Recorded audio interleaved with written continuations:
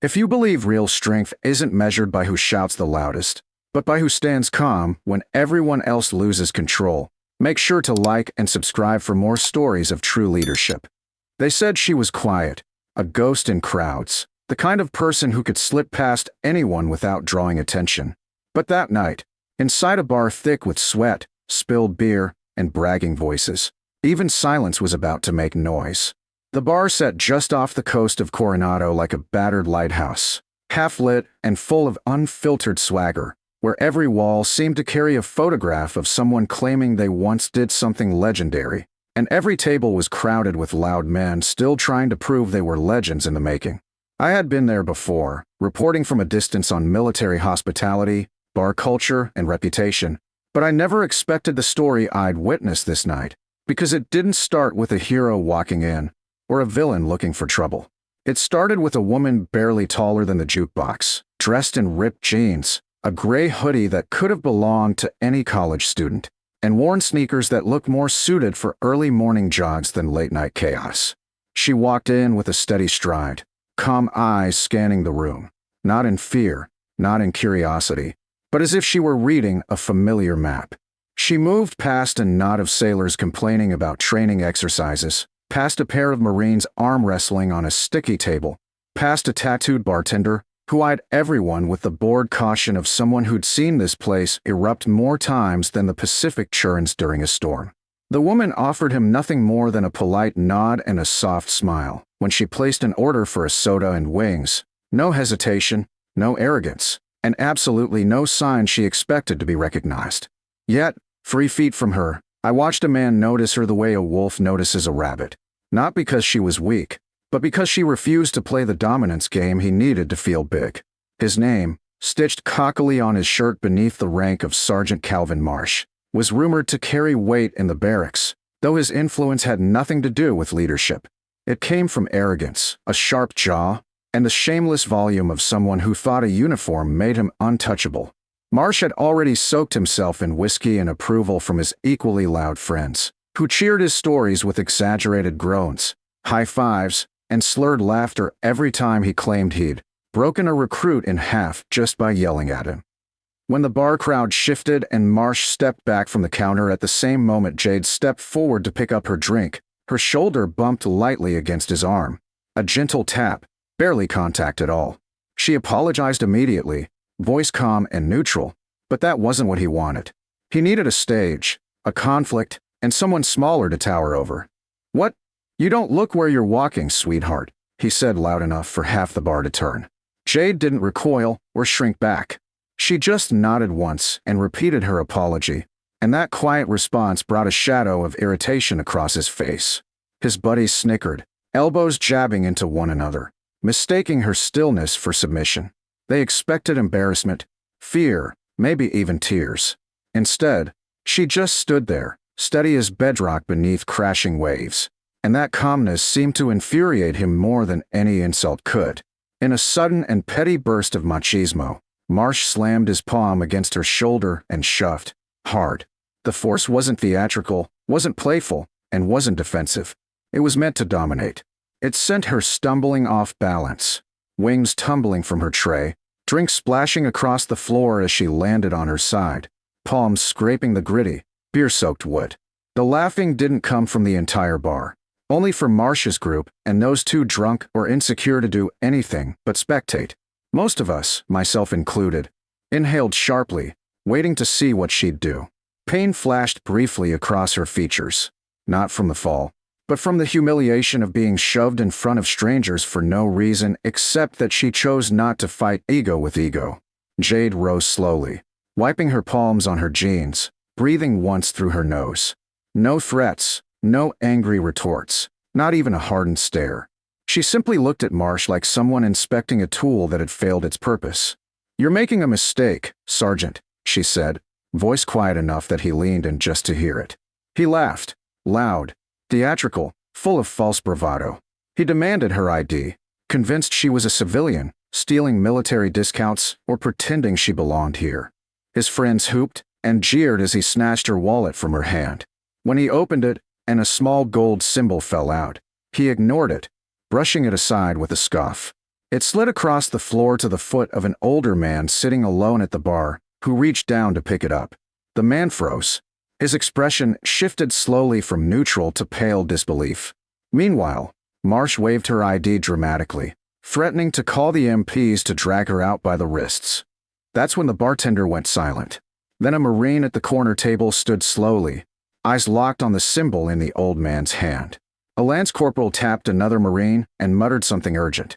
In less than 10 seconds, whispers moved like electricity through the room, but Marsh stayed blissfully ignorant.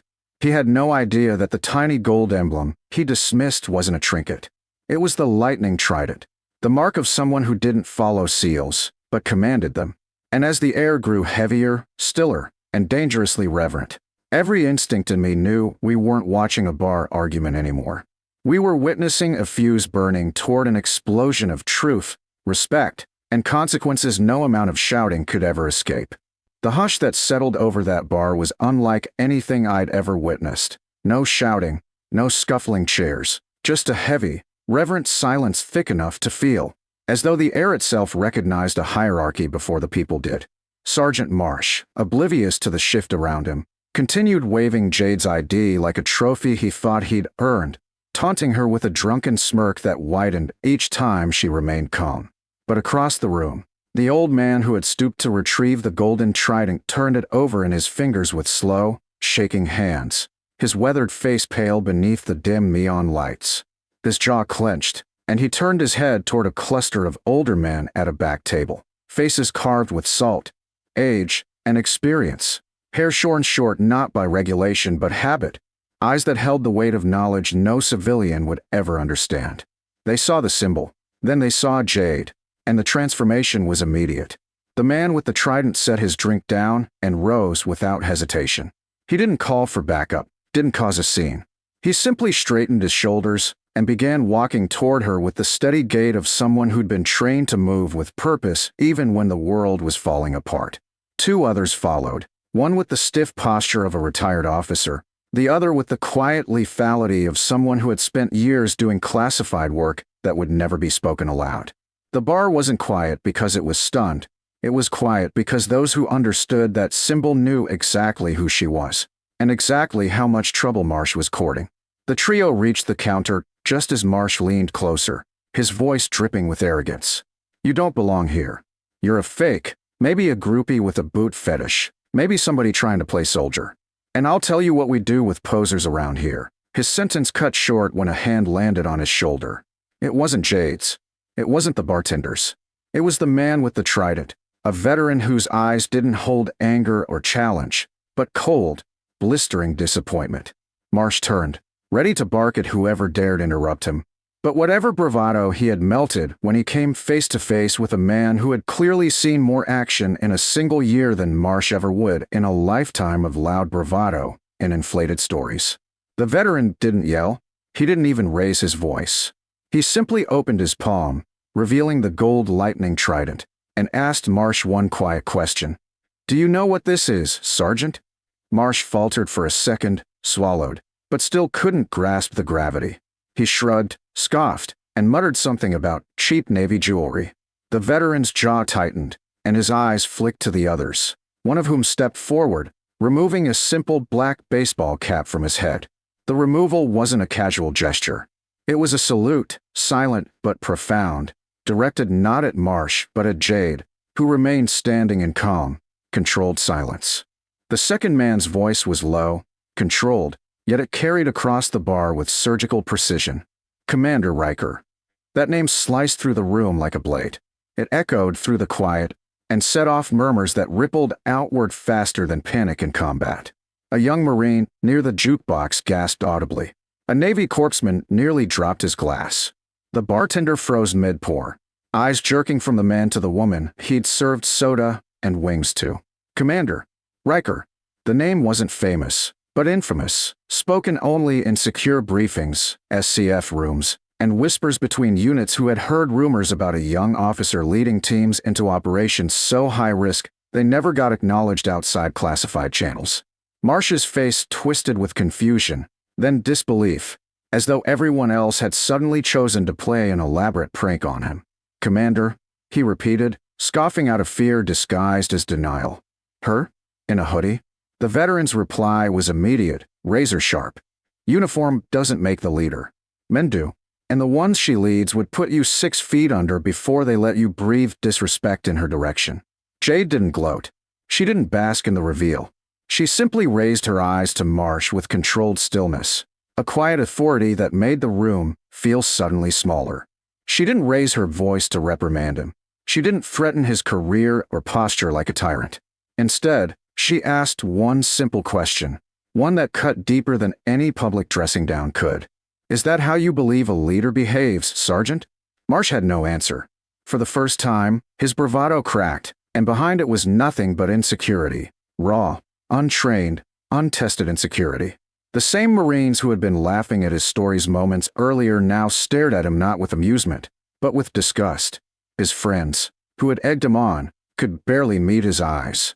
Even the bartender leaned away from him, as though his presence had become a stain. Jade picked up her wallet calmly from his unsteady hand. The trident was returned to her with both reverence and apology, though she nodded only once, as if accepting it didn't matter. It was never about symbols or recognition. Without another word, Jade stepped past Marsh, but before she left him standing there swallowed in humiliation, she paused just enough to leave him with the lesson he'd earned. Rank isn't proof of leadership, she said quietly. Neither is volume. Then, turning just slightly, she added, respect isn't demanded. It's earned. And you haven't earned it yet. The bar seemed to exhale at once, as if the building itself had been holding its breath. Marsh stood paralyzed, his ego shattered by calm truth rather than force. The veterans returned to their seats without fanfare. Jade walked back to her table, not triumphant, not smug, but composed, the kind of composure earned only through battles no crowd would ever witness. And as the room slowly found its voice again, every soldier, sailor, Marine, and operator present understood that the quiet woman in the hoodie hadn't just revealed her rank. She had redefined leadership in the span of a minute, without a single shout, threat, or show of strength. The days that followed were not loud with gossip the way rumors usually explode through a base. Instead, they moved like a current beneath the surface, quiet but unstoppable, passing from squadron to platoon, from barracks to command halls, spoken in hushed tones not out of secrecy, but out of respect. Everyone knew what had happened in the bar, not because Jade Riker had demanded recognition, but because she had refused to humiliate a man who had tried to humiliate her. That restraint spoke louder than any punishment could. And yet, consequences always came, not as revenge, but as inevitable correction. Sergeant Marsh found himself called into a command meeting where high-ranking officers spoke not with anger, but with disappointment that hit harder than any reprimand. His arrogance had made him a liability. His behavior reflected poorly on the uniform he wore. But in a move that surprised the entire chain of command, Commander Riker requested no formal punishment, no stripping of rank, no public reprimand.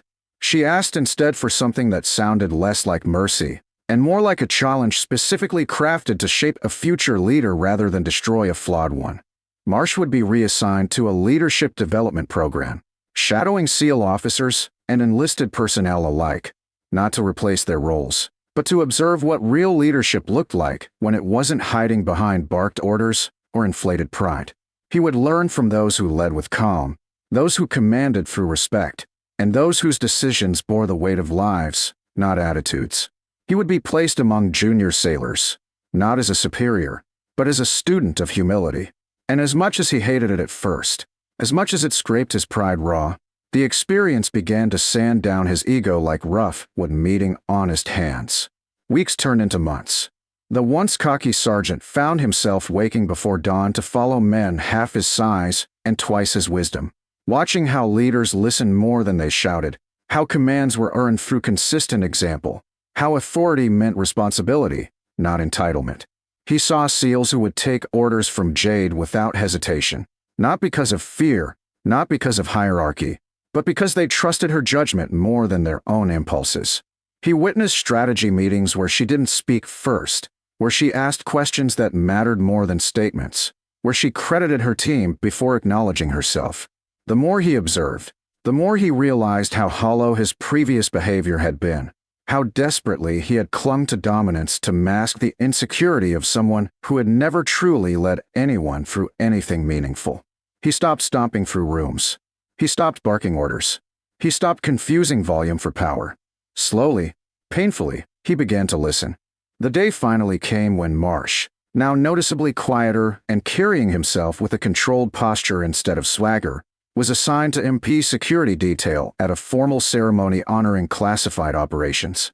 He stood at the perimeter, posture firm but not stiff, scanning faces with a sense of duty rather than defensiveness.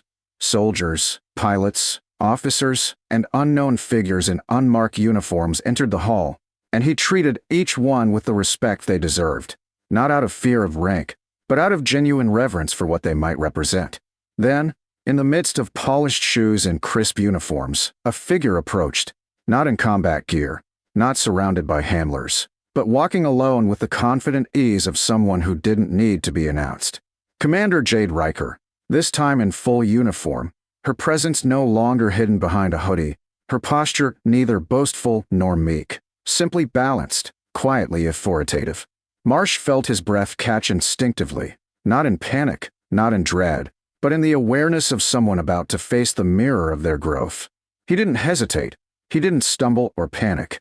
He simply stood taller, lifted his hand, and gave her a salute that bore the weight of everything he had learned. She paused, not to relish the respect, not to showcase power, but to acknowledge the effort behind the gesture.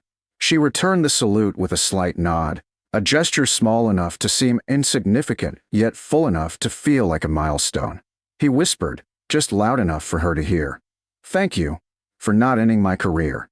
It wasn't desperation in his voice anymore. It was sincerity, humble and earned. She studied him briefly, and for the first time, he saw not judgment in her eyes, but belief. "Make sure it's a career worth keeping," she replied, not as a warning, but as an invitation to rise. Then she moved on, not lingering, not expecting gratitude, leaving behind not a trail of awe, but a legacy of influence carved into his future. As the ceremony continued, Marsh remained at his post, feeling something new in his chest. Not pride, not shame, but purpose. He realized leadership wasn't about the noise you made, but the value you created in silence. Not about how many people you could intimidate, but how many you could inspire without force. And as Commander Riker took her place among those who had shaped missions no one would ever fully know, the room didn't honor the loudest fighter or the strongest body. It honored the quiet, strategic force who led warriors without needing applause. Marsh understood now why she had pierced him so deeply with calm words in a crowded bar. Real respect isn't grabbed. It is granted by the people you serve alongside. And as he stood watch, he knew that becoming a leader wasn't a title he could claim. It was a responsibility he would have to spend the rest of his career earning.